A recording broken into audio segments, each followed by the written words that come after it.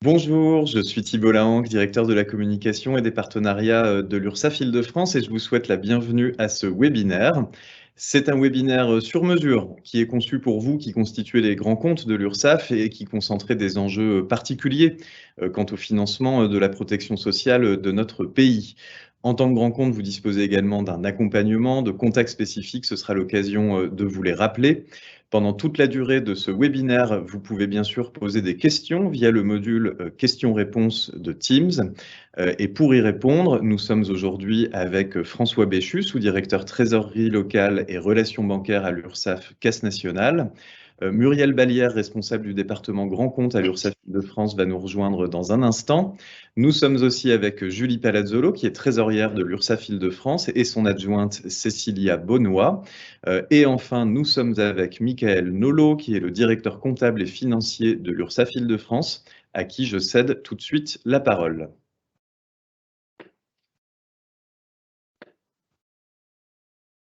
Merci Thibault. Bonjour à toutes et à tous et merci de vous être rendus disponibles pour participer à ce webinaire consacré effectivement à la gestion de trésorerie et vos relations avec l'URSSAF Île-de-France. Pour commencer, quelques mots assez brefs pour vous présenter l'organisme. Donc l'URSSAF Île-de-France, c'est à peu près 2700 salariés et des encaissements annuels à hauteur d'environ 120 milliards d'euros, ce qui représente à peu près le tiers des encaissements de la branche recouvrement du régime général.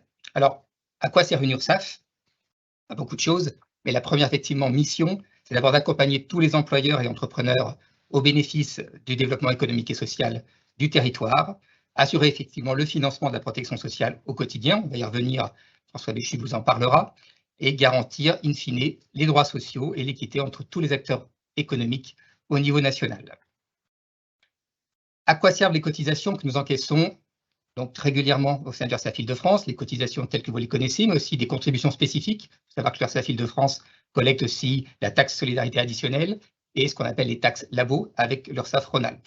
Donc effectivement, il y a une multitude de taxes et contributions qui sont recouvrées par les URSSAF et notamment par l'URSSAF Île-de-France. Donc l'URSSAF collecte les cotisations sociales pour un petit peu plus de 25 millions de salariés et plus de 10 millions d'employeurs et entrepreneurs au niveau national. Elle redistribue toutes ces cotisations sociales à différents organismes, les plus connus effectivement étant l'assurance maladie, la branche famille, l'assurance retraite ou l'UNEDIC, et donc qui eux-mêmes versent des prestations à l'ensemble de la population. Et donc si on fait un ratio en pourcentage sur les cotisations encaissées, à quoi elles servent, majoritairement, 44% des cotisations servent à financer l'assurance maladie et la santé, 28% la retraite, 10% la famille et 8% l'assurance chômage. Et ensuite, on a effectivement des pourcentages décroissants sur les autres catégories d'affectation des cotisations. Voilà pour une présentation générale de l'URSSAF et je vais céder la parole donc à François Béchu, qui est le sous-directeur en charge de la trésorerie locale et des relations bancaires à l'URSSAF Caisse Nationale, qui est la tête de réseau et qui va vous expliciter un petit peu plus les circuits financiers du régime général. Merci à vous. Merci Mickaël, bonjour à toutes et tous. Donc en fait, la branche recouvrement, c'est sous la responsabilité de l'URSSAF Caisse Nationale, qui est également l'agence centrale des organismes de sécurité sociale. C'est un établissement public administratif qui est sous la tutelle conjointe du ministère des Solidarités et de la Santé, ainsi que du ministère de l'Économie et des Finances. Donc l'URSSAF Caisse Nationale est chargée de gérer la trésorerie et le financement du régime général de sécurité sociale et également du coup de piloter l'activité de la branche recouvrement avec le réseau des URSSAF qui emploie près de 16 000 collaborateurs. Alors, si on peut aller sur le slide suivant, s'il vous plaît. Vous avez sous les yeux le schéma carré et donc les circuits financiers du régime général en 2020. Alors, on n'a pas encore les données 2021, donc là, on est vraiment sur des données très Covid. Hein. Vous pouvez voir que les encaissements sont beaucoup moins importants que le versement des prestations. Et on y reviendra, c'est tout à fait en lien avec eh bien, cette crise qui nous a tous impactés en 2020. Les données 2021 seront disponibles alors, dans quelques jours, puisque c'est pour la fin avril, des données qui seront arrêtées et présentées à l'occasion du conseil d'administration de la Caisse nationale. Donc voilà, en tant que trésorier du régime général de l'URSSAF Caisse nationale et au centre de l'ensemble des circuits financiers, vous avez là donc sous les yeux ce schéma avec l'ensemble des masses financières qui sont gérées par la Caisse nationale. Donc en 2020, c'est 346 milliards d'euros recouvrés. On a près de 100 milliards d'écart avec le versement des prestations sociales dues à l'arrêt du recouvrement pendant quelques mois et puis une relance. Alors voilà, on a en 2021 et début 2022 des niveaux d'encaissement qui sont beaucoup plus importants et en lien avec la reprise du paiement des cotisations sociales. On a également au sein de la trésorerie centrale beaucoup d'opérations de financement puisque c'est environ 500, alors, en période courante, hein, c'est toujours aux alentours des 500 milliards d'euros de titres de créances négociables court terme qui sont émis chaque année avec le montant équivalent en remboursement. Ça fait de l'URSSAF Caisse nationale le premier émetteur mondial de titres de créances négociables court terme. Et on a lancé très récemment un programme UCP social qui a été un projet mené en lien avec les objectifs que nous nous sommes fixés en matière de critères ESG. Donc les critères ESG, ce sont les critères environnementaux, sociaux et de gouvernance. Voilà. On a également environ un petit peu moins de 300 milliards d'euros de flux financiers avec les partenaires institutionnels, à savoir que l'URSSAF Caisse nationale fait du recouvrement direct auprès de l'État, notamment sur les taxes liées au pétrole, une partie, les taxes sur le tabac, voilà, et puis ce genre de recouvrement direct. Alors, si on peut passer au slide suivant, s'il vous plaît. Vous avez sous les yeux les échéances structurelles de trésorerie du régime général qui vont expliquer beaucoup de choses. On a donc la direction financière de l'URSSAF Caisse nationale qui est donc chargée du pilotage de la trésorerie des URSSAF, mais pas que, on est également chargé du pilotage stratégique de la trésorerie de l'ensemble des organismes de sécurité sociale, puisque les CAF, les CARSAT, les CEPAM, la CNSA nous font des demandes d'alimentation pour verser les prestations sociales. Donc on a une politique de gestion de trésorerie qui va être dictée par les conventions bancaires de la Caisse nationale avec la Caisse des dépôts et consignations qui est le partenaire principal de l'URSSAF Caisse nationale et la Banque de France également qui est le partenaire bancaire de secours, on va dire, de la Caisse nationale. On a également donc ces échéances de trésorerie du régime général qui vont dicter un certain nombre de règles que nous imposons à l'ensemble des organismes de sécurité sociale, puisque on va demander à ce que, par exemple, l'ensemble des organismes puissent nous transmettre leurs prévisions de trésorerie, alors plusieurs jours avant les échéances, pour qu'au niveau de la trésorerie centrale, on puisse piloter le plus finement possible les échéances de trésorerie et aller sur les marchés financiers pour combler certains manques le cas échéant. Donc, comme vous pouvez le voir sur ce schéma, on a des flux d'encaissement qui sont parfois calés avec des flux de décaissement. C'est le cas notamment le 5 du mois. Et pour pouvoir honorer certaines échéances, on a mis en place un certain nombre de règles, mais pas que qui ne s'imposent pas que aux URSSAF, mais également à l'ensemble des cotisants. Et puisque dans ce cadre-là, on a intégré, alors il y a une petite vingtaine d'années, l'obligation de paiement par virement à laquelle vous êtes soumis notamment. Et ça permet à la branche recouvrement d'encaisser environ 70% des cotisations entre J-2 et J jours de l'échéance de cotisation au 5.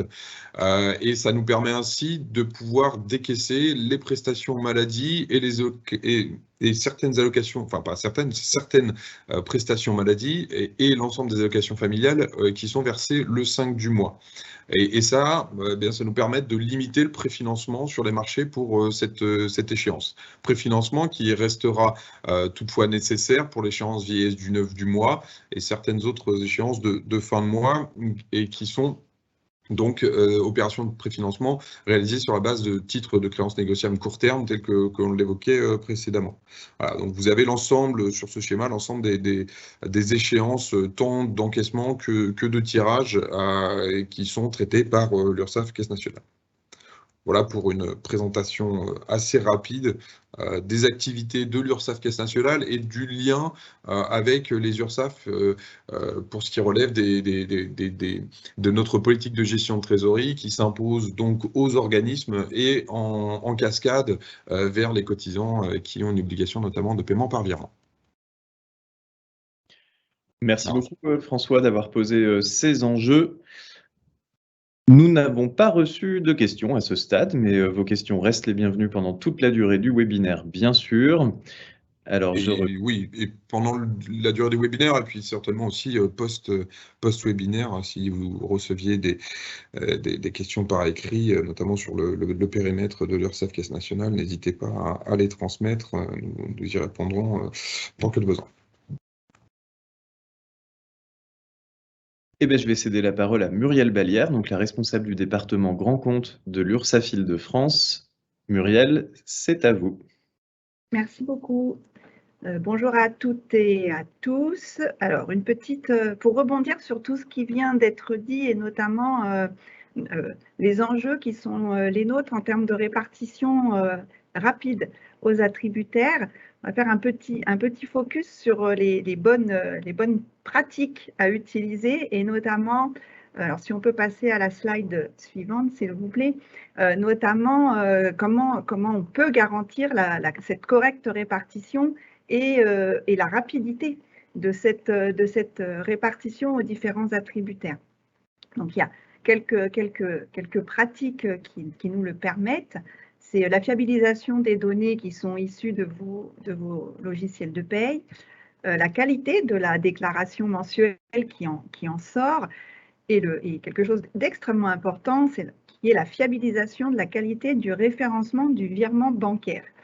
Alors, on vous a remis un petit exemple sur ce qu'il faut faire sur le référencement bancaire avec ce que l'on attend pour pouvoir l'affecter directement sur vos comptes URSSAF et du coup le répartir le plus rapidement possible à nos différents attributaires. Donc, le fameux 99S1 qui est le tout début du référencement, une partie sur 4 caractères qui représente la période de déclaration. Donc, on vous a remis à quoi correspondait la période. Et puis bien sûr, derrière, le numéro SIRET. Voilà les très bonnes pratiques à utiliser pour s'assurer d'une très bonne répartition vers nos différents attributaires. Merci Muriel, c'était très clair sur ce petit rappel. Il n'y a toujours pas de questions, donc je vais céder la parole à Julie Palazzolo, la trésorière de l'URSSAF Île-de-France, et son adjointe Cécilia Bonnoy qui prennent la suite. Merci beaucoup, bonjour à tous. Donc je vais vous parler avec Cécilia très concrètement d'une journée de trésorerie et la façon dont on travaille pour que vous compreniez pourquoi on vous envoie très régulièrement de la communication et des demandes d'informations. Il faut savoir déjà une chose, c'est que la trésorerie ne gère, enfin en tout cas l'URSSAF Île-de-France ne gère que les encaissements. Donc tout ce qui est côté remboursement, c'est un autre circuit. Donc nous, on gère vraiment les flux entre vous, la banque, nous, la banque et la Caisse nationale. Donc, si on peut passer à la slide suivante. Très schématiquement, au quotidien, en fait, nos journées sont très rythmées par des contraintes horaires. Parce qu'on appelle dans un premier lieu les vidages. Les vidages, c'est le transfert d'argent des comptes URSSAF Île-de-France vers les comptes Caisse nationale, qui doivent être faits régulièrement au cours de la journée et à horaire fixe. Pourquoi? C'est pour améliorer la visibilité sur une journée. Comme on l'a dit en introduction, on gère à peu près 120 milliards d'euros par an. Donc nous, sur les échéances du 5 et du 15, on a besoin de visibilité. Donc au cours de la journée, on essaye de transférer cet argent et également de répartir le risque. Parce que si on fait en fin de journée un énorme virement vers la Caisse nationale, on peut avoir des incidents bancaires, on peut avoir des incidents de logiciels et de systèmes d'information. Donc on préfère répartir le risque au cours de la journée, donc entre 9h30 et 15h à peu près. L'objectif, c'est d'avoir le solde le plus proche de zéro à la fin de la journée sur nos comptes bancaires dans un souci de rapidité, de gestion et de flux de l'argent. Entre ces vidages qui rythment notre quotidien, on pilote évidemment pour suivre ce qui se passe sur nos comptes, mais on gère aussi tous les autres moyens de paiement parce qu'il y a une obligation de paiement si vous avez des cotisations au-delà de 7 millions d'euros par an, vous êtes obligé de payer par virement, mais on accepte aussi tous les autres virements pour les autres, tous les autres moyens de paiement pour les autres cotisants, que ce soit des prélèvements, du télérèglement, de la carte bancaire, des chèques encore un peu. Mais tout au long de la journée, on fait des contrôles, du suivi, parce qu'évidemment, les prélèvements, les télérèglements et les chèques engendrent parfois des impayés. Donc, on suit aussi les impayés au quotidien. Et donc, ceci rythme également notre journée. À partir de 15h, entre 15h et 15h30, c'est un peu là où tout se joue, donc on a notre dernier vidage à 15h, selon les contraintes de la Caisse nationale. Dans ce dernier vidage, on peut faire ce qu'on appelle des anticipations, c'est-à-dire que la banque ne ferme pas à 15h, donc on va recevoir de l'argent après cet horaire, et on essaye de l'anticiper. Et comment on anticipe ce qui va se passer après 15h pour pouvoir anticiper notre virement? C'est selon la fiabilité des informations que vous pouvez nous donner. C'est-à-dire que si on sait que l'entreprise X nous paye toujours à 16h en J et qu'on nous l'a confirmé par email, par exemple, ou par téléphone, on va pouvoir anticiper ce flux dans notre virement de 15h. Donc, c'est là où vraiment vous intervenez avec les informations que vous pourrez nous donner. On pourra améliorer notre journée de trésorerie. Donc, ça, c'est le dernier vidage. Ensuite, on fait une analyse des prévisions et des réalisations. On fait des prévisions quotidiennes et on vérifie la qualité de notre prévision après notre journée pour voir, par exemple, qui a honoré son paiement selon ce qu'il nous a communiqué. On essaye aussi d'évaluer quels sont les paiements qu'on attendait, qu'on n'a pas reçus, les paiements qui n'étaient pas attendus, par exemple un gros paiement d'un échéancier qu'on n'attendait pas spécialement puisqu'on n'avait pas eu d'informations par hasard. Donc on fait cette analyse pour affiner la journée et surtout pour affiner la prévision du lendemain. Parce qu'à 15h30, autour de 15h30, on doit envoyer les prévisions de la journée suivante, de J+1, à la Caisse nationale. D'une part, grâce aux annonces de nos plus gros contributeurs, donc toutes les informations qu'on aura pu collecter au cours de la journée, mais également avec des études statistiques, parce qu'on a des outils aussi à notre disposition, puisqu'on ne suit pas l'ensemble des cotisants, de l'URSSAF Île-de-France, mais on en suit environ 400 plus gros contributeurs. Donc le reste est plutôt suivi par études statistiques. Donc, on fait tous les jours une prévision pour le lendemain. L'activité de la trésorerie, elle est, voilà, ce schéma se répète tous les jours ouvrés. C'est vraiment, on n'a pas d'interruption de service, on doit produire ces informations tous les jours. Donc là où vous intervenez, et on va peut-être passer à la slide suivante, pour nous aider dans la gestion quotidienne de notre journée de trésorerie, c'est de nous communiquer la date de valeur et le montant du flux bancaire qui va nous arriver 48 heures à l'avance. Alors, on est trésorière, donc nous, ce qui nous intéresse, c'est la date de valeur. C'est la date à laquelle on va avoir l'argent sur le compte de l'URSSAF. Pour ceux qui ne sont pas trésoriers ou financiers, c'est-à-dire ça dépend, cette date de valeur dépend du moment où vous avez fait le virement, des conditions de votre banque et de la typologie de votre virement. Qui nous permet, soit vous connaissez la date de valeur, soit ça nous permet de la calculer nous pour savoir à quel moment on va recevoir votre virement. Nous envoyons un mail environ une dizaine de jours avant l'échéance pour avoir cette information. Voilà, n'hésitez pas à communiquer par mail ou par téléphone pour qu'on puisse traiter cette information et pouvoir affiner d'une part nos journées et éventuellement nos anticipations, et puis d'autre part de faire nos prévisions en J+1. On vous demande également de nous informer en cas de changement d'interlocuteur. C'est vrai que nous, on a une liste d'interlocuteurs qu'on essaye de mettre à jour selon les informations que vous pouvez nous donner. Alors souvent, on peut avoir des personnes de l'AP, on peut avoir des personnes de vos services financiers. N'hésitez pas à nous dire qui sont les personnes les plus pertinentes et en cas de changement d'interlocuteur, de nous transférer cette information pour qu'on puisse aller directement interroger ces personnes-là.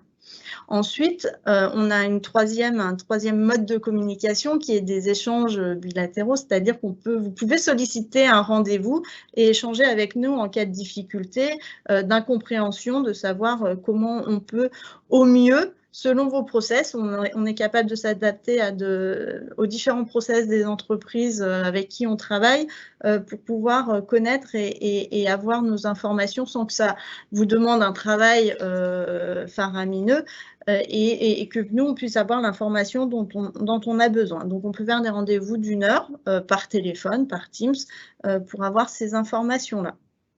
Voilà, donc c'est vraiment là-dessus que j'aimerais...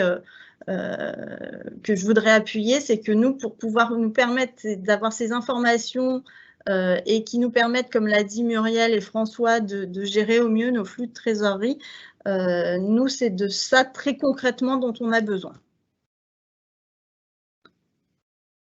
Merci beaucoup de cette intervention pendant laquelle on a reçu plusieurs questions qui concernent les modalités de paiement par les entreprises. Alors, je ne sais pas peut-être si Michael, François voudront se lancer. Alors, quelles sont ces questions? Bonjour, ne pourrait-on pas envisager un paiement plus sécurisé, type prélèvement? Nous avons en effet des paiements mensuels supérieurs à 7 millions d'euros que nous souhaiterions sécuriser et le mode virement manuel ne répond pas totalement à cet objectif. Et on a une deuxième question en lien qui est pourquoi imposer le virement pour les paiements supérieurs à 7 millions d'euros par an? Le télérèglement ou le prélèvement ne serait-il pas plus facile pour vous pour prévoir les encaissements? Alors, je vais me permettre, si vous le voulez bien, François, mais je fais pareil, de répondre à cette question. Je l'ai évoqué tout à l'heure à l'occasion de ma présentation. L'obligation de paiement par virement, elle répond à un besoin de pouvoir encaisser en J pour J les fonds et que ces fonds puissent remonter le jour de l'échéance sur les comptes de l'URSSAF Caisse nationale, dans la mesure où ces fonds sont réutilisés le jour même pour payer des allocations, pour payer des prestations, à savoir les allocations familiales, notamment à l'échéance du 5. Un prélèvement SDD que l'on émettrait à l'échéance du 5 et que l'on émet à l'échéance du 5 pour les cotisants qui ne sont pas soumis à l'obligation de paiement par virement est crédité sur le compte de l'ACOS en J+1. Alors sur le compte de l'URSSAF Île-de-France, puis sur le compte de l'URSSAF Caisse nationale en J+1. Et pour ces raisons-là, eh bien, on a l'obligation de paiement par virement qui nous permet d'utiliser les fonds encaissés en J pour verser des prestations sociales et éviter une partie de préfinancement de ces prestations.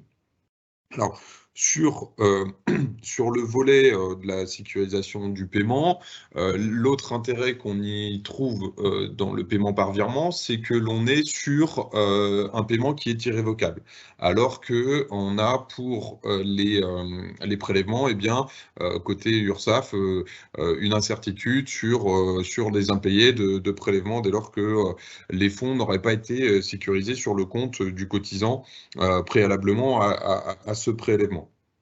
Alors, nous travaillons actuellement sur des projets qui visent à pouvoir faciliter le paiement par virement, mais ce sera plutôt à échéance 2023, puisqu'on intégrera eh bien, dans nos bouquets de services ursaf.fr la possibilité de payer par virement en initiation de paiement par virement, donc depuis le site ursaf.fr. Et ce qui permettra pour l'ensemble de nos cotisants d'avoir voilà, un parcours de paiement un peu plus fluide et un peu plus user-friendly, comme on dit en anglais. J'espère que j'ai répondu à la question. Alors, il me semble, François, et pendant ce temps, nous avons reçu d'autres questions. Je vous lis la question qui vient d'arriver. La date de valeur du prochain paiement étant le 19 avril, un virement prévu le 14 du fait du paiement impossible le 15, vendredi saint, vous pose-t-il problème? Donc, est-ce qu'un virement prévu le 14 avril pose problème pour une date de valeur du prochain paiement le 19 avril? Alors, je peux peut-être répondre à cette question. Alors, effectivement, la date de valeur est le 19 avril. Si vous payez le 14, il faut nous en informer 48 heures à l'avance. Voilà, c'est la seule chose qu'on vous demande, c'est de nous confirmer que le virement nous arrivera le 14. Comme ça, nous, le 14, on pourra faire le transfert à la Caisse nationale. Le prévoir déjà le 13 pour le 14, et puis le 14, pouvoir faire le transfert de façon fiable à la Caisse nationale. On a besoin de cette information très précise parce que si on ne reçoit pas ce virement et qu'on attend que ça nous en... Alors, soit tout se passe bien, on a l'information, on le traite et on le reçoit le 14, on l'envoie le 14. Si on n'a pas cette information de façon fiable, ce qui va se passer, c'est qu'on peut se retrouver sur nos comptes à découvert, et ben, cela le 15, le 16, le 17, le 18, donc 4 jours, ou avoir des soldes créditeurs très importants sur 4 jours, ce qui modifie nos journées de trésorerie. Donc, il n'y a pas de souci pour l'avoir avant, il faut juste nous le dire et le fiabiliser. Je vais peut-être juste rajouter quelque chose. Si vous nous l'envoyez le 14, il faudrait peut-être nous préciser si c'est un virement de trésorerie ou CEPA, la date d'exécution, car si c'est un virement de trésorerie, on le recevra le jour même, le 14, donc pas de difficulté. Si c'est un virement CEPA, donc envoyé le 14, on va le recevoir le 19, donc, parce qu'il n'y a pas d'échange interbancaire le vendredi saint et le lundi de Pâques. Donc voilà, c'est les petites précisions qu'il faudrait nous rajouter ou alors nous contacter par téléphone. Vous avez nos coordonnées la plupart pour voir comment vous faites vos virements. Une autre question sur les virements. Alors, je me contente de la lire en espérant, et j'en suis sûr, que les animateurs vont mieux la comprendre que moi, pauvre directeur de la communication. La date de valeur du virement n'est-elle pas en lien avec la date limite? Exemple, virement target en DV du 15 du mois M. Alors, la date de valeur doit être la date d'échéance effectivement, si la date d'échéance est le 15 ou le 5 classique, la date de valeur, c'est le 5 ou le 15. Voilà. Nous, ce qu'on veut, c'est la date. Si la date de valeur est le 16, ça veut dire que vous êtes en retard sur vos paiements. Et cela engendre derrière les pénalités. Ah, pour compléter le propos de Julie, il faut avoir à l'esprit que notre système d'information, quand on encaisse un virement le 15, quand il est en date valeur du 15, les fichiers d'avis opérés, donc les fichiers de virement reçus transmis par les partenaires bancaires de nos URSSAF, sont intégrés dans notre système d'information et c'est la date valeur du virement qui va être transformée en pièce de crédit qui va être associée au compte du cotisant. Donc si on reçoit un paiement par virement en date valeur du 15, alors on intègre une pièce de crédit sur votre compte cotisant en date valeur du 15. Et c'est la même chose pour les cotisants qui ne sont pas soumis à l'obligation de paiement par virement et qui nous payent par prélèvement. Notre système d'information émet un SDD en date on émet un SDD le 15, date de l'échéance, alors avec une date de crédit en J+1, mais crédit au compte bancaire, mais le crédit sur le compte du cotisant est bien positionné à la date du 15 du mois. Alors, il y a une autre question qui est soulevée juste en dessous, c'est le risque de pénalité de retard est très élevé pour nous avec le règlement par virement. Nous souhaiterions bénéficier du paiement par prélèvement. Alors là-dessus, bon, je rappelle ce qui a été précédemment dit. L'obligation de paiement par virement répond à un besoin de l'URSSAF Caisse nationale de pouvoir sécuriser les opérations de trésorerie et le financement de la sécurité sociale, puisque les fonds qui sont recouvrés par virement permettent de décaisser en J pour J certaines prestations sociales. Le risque de pénalité est certes très élevé avec le règlement par virement. Toutefois, dès lors que l'ordre de virement a bien été initié au plus tard le jour de l'échéance, il pourrait y avoir, après analyse,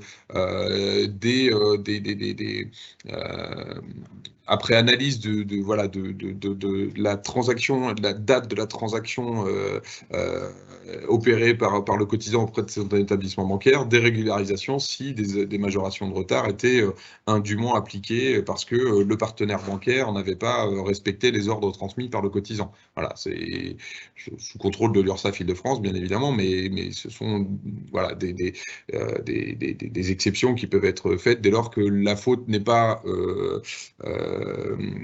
du fait du cotisant, mais de son établissement bancaire.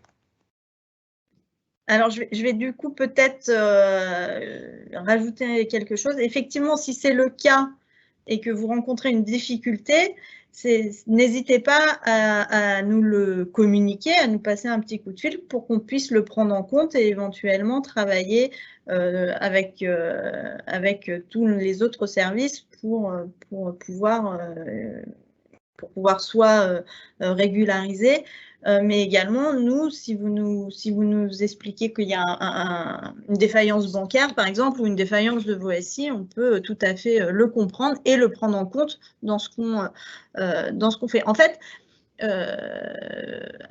finalement, tout est imaginable du moment que vous nous en informez. C'est un peu ça l'esprit, c'est voilà, j'ai fait en J, en virement CEPA, du coup ça va arriver en J+1. On peut l'entendre, on peut discuter ensuite avec les grands comptes, le contentieux, ça c'est tout à fait envisageable. En revanche, il faut juste nous le communiquer le plus rapidement possible et vous avez en tête que nos journées de trésorerie se terminent à 15 h. Voilà, c'est vraiment l'esprit, c'est n'hésitez pas à nous appeler si vous rencontrez des difficultés aussi, hein, c'est aussi notre rôle de pouvoir vous accompagner en cas de difficulté. Alors, on avait une autre question qui concerne justement notre capacité à prévoir nos encaissements. Est-ce que vous nous informez s'il y a un écart dans les prévisions, donc j'imagine entre les prévisions et le réel? Alors, nous, c'est vrai que quand on attend un virement alors, il y a plusieurs cas de figure. On attend votre virement, vous êtes un cotisant dit fiable, c'est-à-dire qu'on sait que vous nous payez tous les mois en J à 10 h.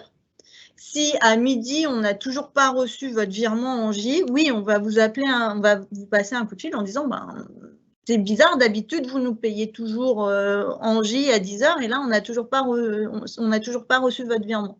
Et ça arrive parce qu'une personne est en vacances, ça ne fonctionne pas. Et donc là, on a pu récupérer quelques cotisants comme ça en leur disant finalement pourquoi on ne l'a pas reçu, et ça a enclenché aussi des virements en urgence pour qu'on puisse respecter toutes les dates d'échéance. Donc ça, c'est une première analyse. La deuxième, c'est effectivement en fin de journée, est-ce que on a reçu tout ce qu'on devait recevoir, ou est-ce qu'on a identifié ce qu'on n'avait pas prévu? Ça, c'est pas une information qu'on communique comme ça. Voilà. Mais sur votre virement, si vous avez des demandes, on peut très bien effectivement communiquer dessus. ou à la demande, voilà, de se dire finalement, c'est vrai que sur les dates de valeur, c'est toujours un peu incertain. Voilà, si vous avez fait un virement le 4 et qu'il n'est pas arrivé, vous attendiez qu'il soit en date de valeur le 4, mais nous qu'il arrive le 5, c'est aussi une information qu'on peut vous communiquer en disant non, nous on l'a bien reçu le 5, vous êtes dans les clous, mais si vous nous avez dit que on devait l'avoir le 4, effectivement, là on a une petite différence. Alors, j'espère avoir répondu de façon claire. Si ce n'est pas le cas, n'hésitez pas à reposer la question.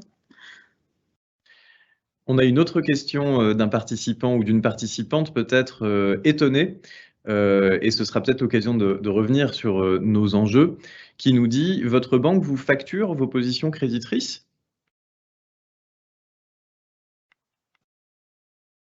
Alors, je vais peut-être prendre la question, Julie, Cécilia. Alors, une des règles édictées par l'URSSAF Caisse nationale auprès des URSSAF, c'est de pouvoir avoir un compte d'encaissement le plus proche de 0 en fin de journée. Et donc, en gros, il ne reste quasiment plus rien sur les comptes bancaires de l'URSSAF régional en fin de journée. Tout arrive en caisse centrale, sur le compte centralisateur à la Caisse des dépôts. Et donc là, on a en effet un compte à l'URSSAF Caisse nationale qui est indexé en partie sur les taux en vigueur de dépôt en banque centrale. Voilà, bon. Les conditions bancaires qui seront bien évidemment que je ne peux pas vous communiquer, mais en effet, on a des positions créditrices qui ne sont pas rémunératrices pour nous. Toujours des questions sur les modalités de paiement avec un exemple très concret. Pour l'échéance du 15 avril, nous avons émis un virement en date du 15, mais c'est le vendredi saint. Y a-t-il un risque de retard ? Non, parce que nous attendons les paiements le 19. La date d'exigibilité, donc c'est le 5 ou le 15. Si c'est un jour férié ou un dimanche, c'est reporté au jour ouvré suivant. Donc là, le vendredi saint, c'est le 15, donc c'est fermé. Le 16, le 17 sont des week-ends. Le 18 est un jour fermé également. Donc la date d'exigibilité, alors oui, c'est un petit travail mathématique, mais la date d'exigibilité est le 19. La date, voilà, quand c'est un jour férié ou un week-end, la date d'exigibilité est toujours le jour ouvré suivant. Merci beaucoup de cette réponse. Une autre question très concrète. À combien se montent les pénalités en cas de paiement tardif ?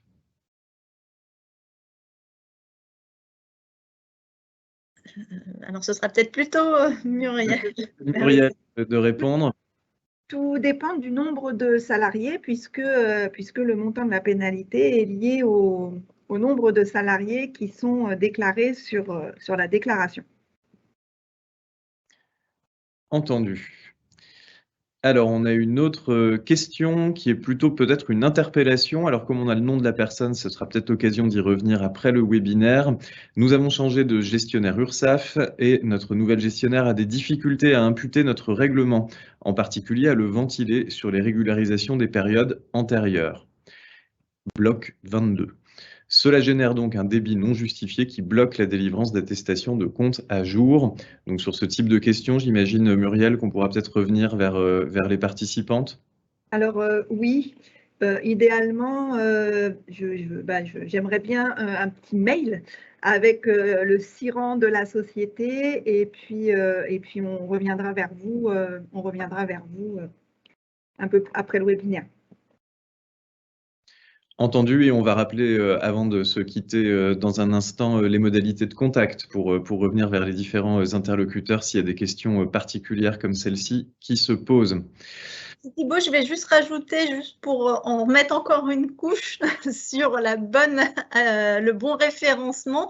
Comme il a été dit dans l'introduction, un bon référencement permet ensuite, donc avec le 99S, permet une bonne imputation des virements par la suite. C'est des programmes automatiques et un algorithme qui nous permet en partie, alors c'est de référencer automatiquement.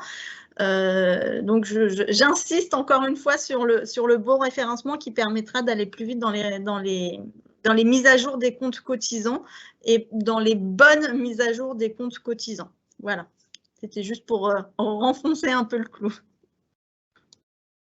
Alors, on a une question qui est plutôt connexe à ce que vous venez d'aborder. Pourrait-on obtenir un reçu de paiement dès lors que vous enregistrez nos versements? Alors, si vous nous le demandez, on peut vous envoyer, alors non pas un reçu, mais un mail de confirmation.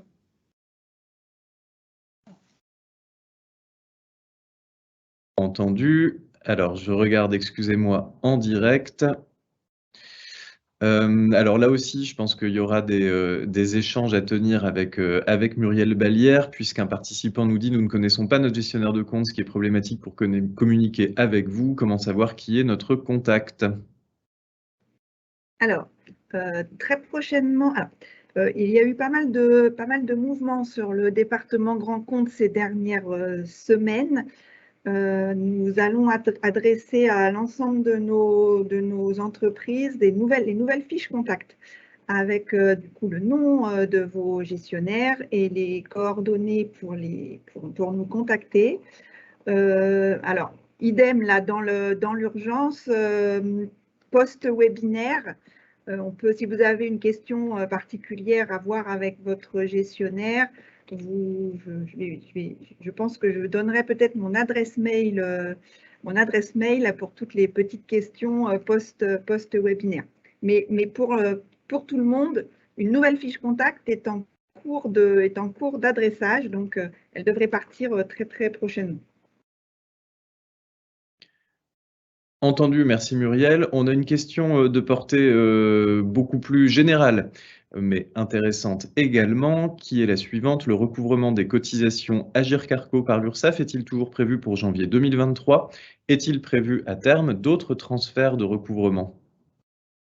Oui, le transfert Agirc-Arrco est toujours prévu à ce jour pour le 1er janvier 2023. Nous avons également en 2022 un autre projet de transfert, mais qui concerne moins puisqu'il s'agit du recouvrement CIPAF, qui est Caisse de retraite des professions libérales. Donc, à date, nous avons Agirc-Arrco et CIPAF qui sont prévus pour le 1er janvier 2023.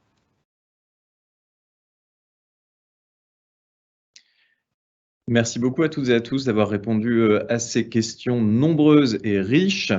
Alors, pour l'instant, sauf erreur de ma part, on les a toutes traitées. Donc, je vous propose qu'on affiche peut-être les contacts qui sont justement ceux des participants s'ils ont d'autres questions au long cours. Donc, on a d'abord évidemment tous les contacts à la direction de la trésorerie avec Julie et Cécilia qui intervenaient aujourd'hui.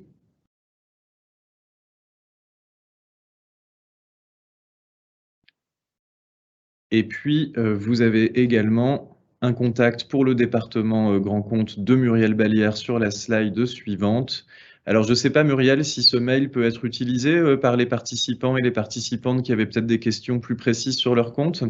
Alors, je pense que je vais, Thibaut, peut-être que je vais faire rajouter mon adresse mail en fait pour les questions qui peuvent émerger post-webinaire. Et sur du coup que les personnes qui ont une problématique spécifique puissent les transmettre directement. Ok. Alors je peux même, voilà, je peux la donner éventuellement même en direct live.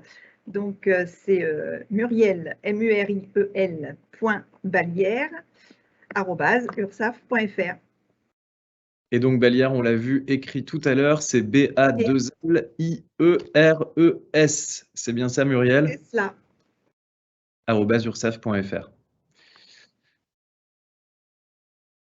Alors, je regarde en direct, hein, vous m'excusez pour le petit délai de latence parce qu'on a des questions qui continuent à arriver. Pourrait-on disposer de ce support? Eh bien oui, bien sûr, puisque je pense que vous étiez inscrit pour participer à ce webinaire, donc on a vos coordonnées de contact, donc on pourra vous envoyer ce support immédiatement à la suite. On l'enverra d'ailleurs à tout le monde, à tous les participants. Alors, j'ai l'impression qu'on a fait le tour. Ça fait 45 minutes qu'on est ensemble. On a eu beaucoup de questions, une vingtaine de questions. Pour l'instant, je n'en vois pas d'autres. Je parle lentement pour voir si dans les dernières secondes, on a une ou plusieurs nouvelles questions qui arrivent. Eh bien, je n'ai pas l'impression, donc je vous propose qu'on s'arrête là. Vous avez les coordonnées qui ont été diffusées si vous avez des questions après ce webinaire, le mail de Muriel Ballière. Alors, une question arrive. Pour Agir Carco, quelle sera l'échéance? C'est 2023, c'est bien ça? Michael opine. Oui, 1er janvier 2023. Ah oui. Alors, la question ne portait pas sur l'échéance de transfert du recouvrement à l'URSSAF, mais sur les échéances de paiement. Pour Agir Carco, quelle sera l'échéance? Et ça a été précisé dans un second temps, de paiement. Elles seront intégrées avec effectivement normalement les autres échéances qui existent aujourd'hui. Il n'y aura pas de particularité pour cotisation Agir Carco. Entendu. Et un dernier message vient d'arriver, mais qui n'est pas une question, qui nous remercie. Eh ben, à mon tour de vous remercier.